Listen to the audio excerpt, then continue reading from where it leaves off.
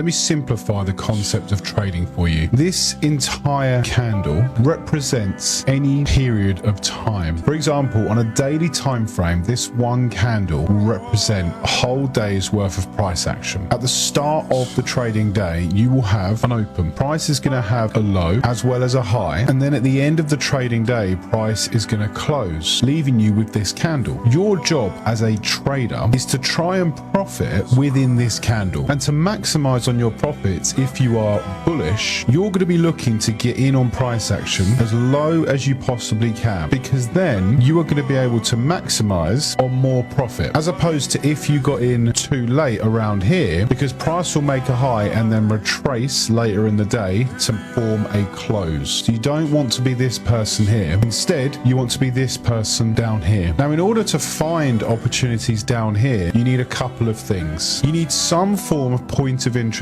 area on a higher time frame. So that could be some form of imbalance, for example. So when price begins to open on a new day, you're going to get some form of consolidation, and then you're going to get price dropping lower. Once price drops lower, pay attention on a smaller time frame to see if price starts to shift. And if price starts shifting, creating another form of entry below the opening price that you see here during the London session or the New York session, that's giving you an opportunity to get into the market and capitalize on this big move here.